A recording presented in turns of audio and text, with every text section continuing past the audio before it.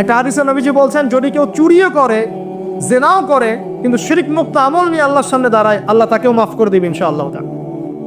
এটাই সেই হাদিসের ব্যাখ্যা। আসলে লা ইলাহা ইল্লাল্লাহ যে ব্যক্তি মন থেকে পড়েছে, কলবের মধ্যে সরিষা দানা পরিমাণ ঈমান আছে, মানে শিরকের পাপ করে নাই, ইনশাআল্লাহ তাআলা আল্লাহ পাক তাকে জান্নাত দিবেন একদিন না একদিন ইনশাআল্লাহ।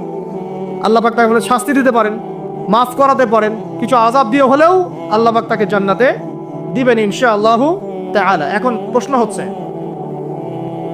তাহলে সহিহ বুখারীর এই হাদিসটা কেমন? কোন হাদিস? নবী সাল্লাল্লাহু আলাইহি ওয়াসাল্লাম বলছেন, এই হাদিসটা আসছে বুখারীতে 4 বার, একবার না কিন্তু 4 বার। নবীজি বলছেন, কিয়ামতের দিনে, মনোযোগ দেন প্রিয় ভাই, কিয়ামতের দিনে আদম আলাইহিস সালামকে ডেকে আনা হবে। ডেকে বলা হবে, তোমার সন্তান যারা আছে, আদম সন্তান, তাদের মধ্য থেকে তুমি জাহান্নামীদেরকে আলাদা করে ফেল। আদম আলাইহিস সালাম বলবেন, হে আল্লাহ, কতজনকে আলাদা করব? আল্লাহ পাক বলবেন, প্রতি 1000-এ 999 জনকে জাহান্নামের জন্য আলাদা করে দাও। নাউযুবিল্লাহ বলবেন না? প্রতি 1000-এ 999 জনকে জাহান্নামের জন্য আলাদা করে দাও। সহিহ বুখারীতে 4 বার আসে, একবার না, 4 বার। এবার সাহাবীরা কিন্তু একটু বিচলিত হয়ে পড়লেন। তিনি বলেন, ইয়া রাসূলুল্লাহ, তাহলে কিভাবে হবে?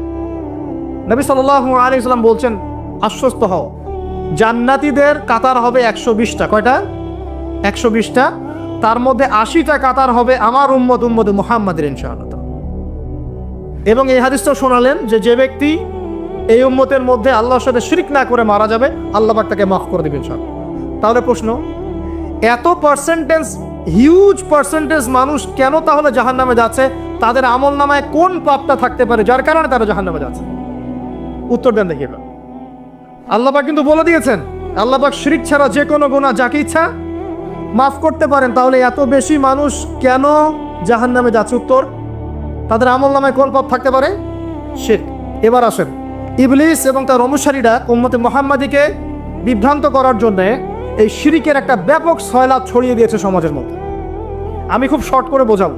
আরেকটা হাদিস বলবো তার আগে আপনাকে, সেটা হলো, এই উম্মতের 70,000 মানুষ কিন্তু আমার বিনা হিসেবে জান্নাতে যাবে। এই উম্মতের 70,000 মানুষ বিনা হিসেবে জান্নাতে যাবে, যারা 1 নাম্বার পাখি উড়িয়ে ভাগ্য গণনা করে না।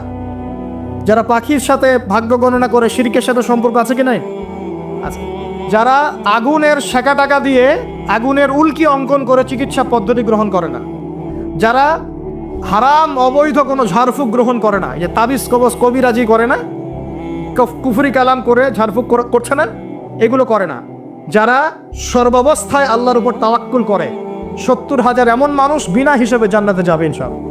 এটাও মাথায় নেন। এবার সামনে আসেন, ইবলিস এবং তার অনুসারীরা কিভাবে শিরক ছড়িয়েছে? কয়ভাবে? উত্তর, 3 ভাবে। কয়ভাবে?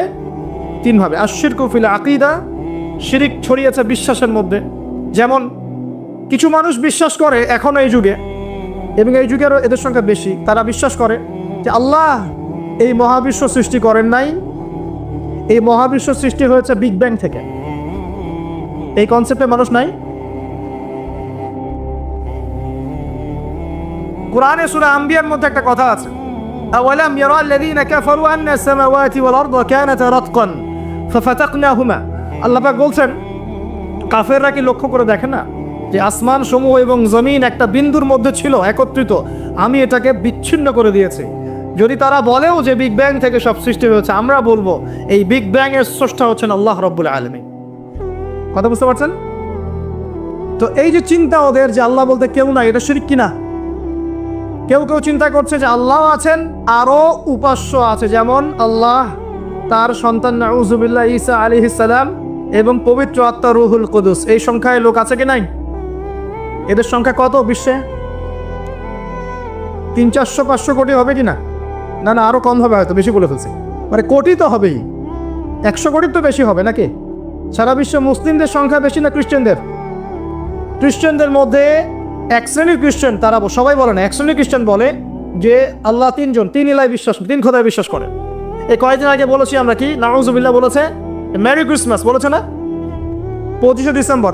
এবং মুসলিমরাও এর সাথে একাত্মতা প্রকাশ করেছে। আস্তাগফিরুল্লাহ ওয়া আতুবু ইলাইহি। সূরা মারিয়ামে আল্লাহ পাক বলছেন, তারা এমন একটা কথা বলে, ওয়াকালু ইত্তাখাযাল্লাহু ওয়ালাদা, তারা বলে আল্লাহ সন্তান গ্রহণ করেছেন।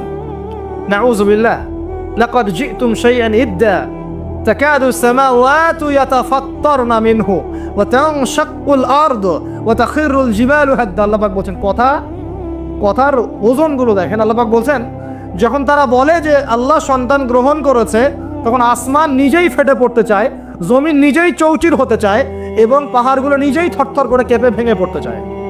কিন্তু আল্লাহ পাক এদেরকে ক্ষমতা দিতেন, যে ইচ্ছা স্বাধীনতা দিতেন, হ্যাঁ করো, তাহলে আসমান ফেটে পড়তো। এখন যখন আমরা বলছি যে মেরি ক্রিসমাস, আসমান ফেটে পড়তো।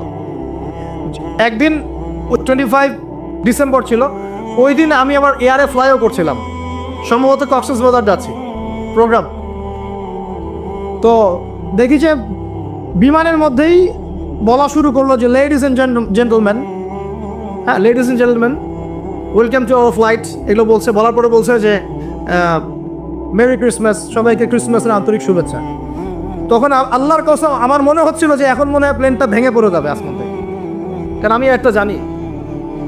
আল্লাহ পাক বলছেন সূরা মারিয়ামের শেষের দিকে পড়ে দেখেন, আল্লাহ পাক বলছেন ওয়াকালু ইত্তাখাযার রহমানু ওয়ালাদা, তারা বলে রহমান সন্তান গ্রহণ করেছেন। আউযু বিল্লাহ। তাকাদু সামাওয়াতু ইয়াতাফাত্তারনা মিনহু, এই কথা শুনে আসমান ফেটে পড়তে চায়। ওয়া তানশাক্কুল আরদ, জমিন চৌচির হতে চায়। ওয়া তাখিরুল জিবালু হাদ্দা, পর্বত ফেটে পড়তে চায়, চৌচির হতে চায়। সুবহানাল্লাহ। লাকাদ জিতুম শাইআন ইদ্দা, তোমরা একটা চরম রকম ভয়ঙ্কর মিথ্যা প্রতারণাপূর্ণ কথা নিয়ে এসেছো।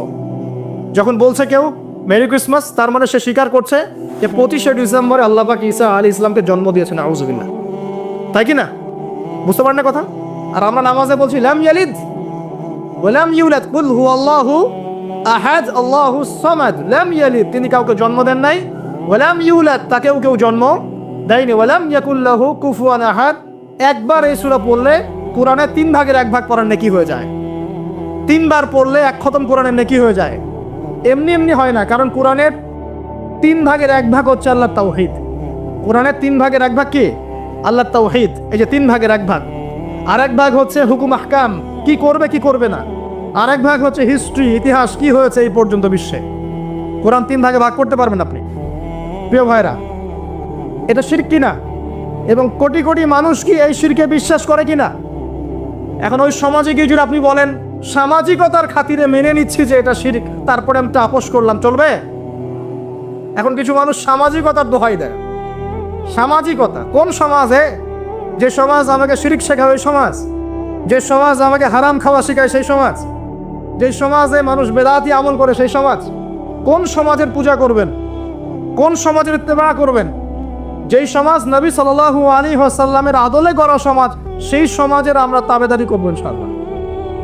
আর যেই সমাজ জাহেলিয়াতের আদলে গড়া, সেই সমাজের তাবেদারি করতে হবে। আল্লাহ পাক বোঝার তৌফিক দান করুন। তো এই যে কিছু মানুষ এখানে শিরক করছে, তারপর কিছু মানুষ কি বলছে যে গ্রহ নক্ষত্র চন্দ্র সূর্যের উপাসনা করা যায়, করছে না মানুষ? কিছু মানুষ কবর পূজা করছে কিনা? করছে কিনা? কিছু মানুষ মাজারের পূজা করছে কিনা? কিছু মানুষ মৃত ব্যক্তির কাছে এই নজর মানত করে কিনা? কিছু মানুষ মৃত ব্যক্তির কাছে এই যে কুরবানি জবাই করে কিনা? কিছু মানুষ এই যে জাদুবিদ্যার চর্চা করছে কিনা? তারপরে যে ভাগ্য গণনা করছে কিনা রাশিফল দেখে? কিছু মানুষ টিয়া পাখির মাধ্যমে ভাগ্য গণনা করছে কিনা? প্রত্যেকটা রন্ধ্রে রন্ধ্রে শিরক। প্রথম শিরক হচ্ছে আকীদার, বিশ্বাসের। আল্লাহ ছাড়া কেউ সন্তান দিতে পারে বিশ্বাস করলে শিরক। আল্লাহ ছাড়া কেউ আমাকে পরকালে বাঁচাবে বিশ্বাস করলে শিরক। আল্লাহ ছাড়া কেউ আমাকে ভালো করতে পারে বিশ্বাস করলে শিরক। খারাপ করতে পারে বিশ্বাস করলে শিরক। আল্লাহ ছাড়া কেউ উপকার অপকার করতে পারে বিশ্বাস করলে শিরক। আল্লাহ থেকে সব হয়, এই কনসেপ্টের বাইরে গেলেই শিরক হয়ে যাবে। সব কিছু কার থেকে হয়? তো এই যে লা ইলাহা ইল্লাল্লাহ একটা আকীদার বিষয়ে, প্রথমে আকীদার মধ্যে শিরক ঢুকেছে, আর একটা শিরক ঢুকেছে আমলের মধ্যে। আশ-শিরকু ফিল আমাল, আমলগুলোর মধ্যে। কিরকম? এই যে আল্লাহ বাদ দিয়ে অন্য কাউকে সেজদা করা, আল্লাহ বাদ দিয়ে অন্য কারোর জন্য নজর মানত করা, আল্লাহ বাদ দিয়ে অন্য কারোর জন্য যে আপনি কুরবানি করছেন, হ্যাঁ আল্লাহ ছাড়া অন্য কারোর কাছে দোয়া করছেন, সবই শিরক। এই যে আপনি হাতের মধ্যে একটা বালা পরে আছে, বালাটা খুলতে বললে খোলেন না। কেন খোলেন না? আপনার ধারণা এটা খুলে ফেললে আপনার ক্ষতি হবে, রোগ আর ভালো হবে না। এই যে আকীদা, শিরকি আকীদা, শিরকি আকীদা, টাটকা শিরকি আকীদাটা।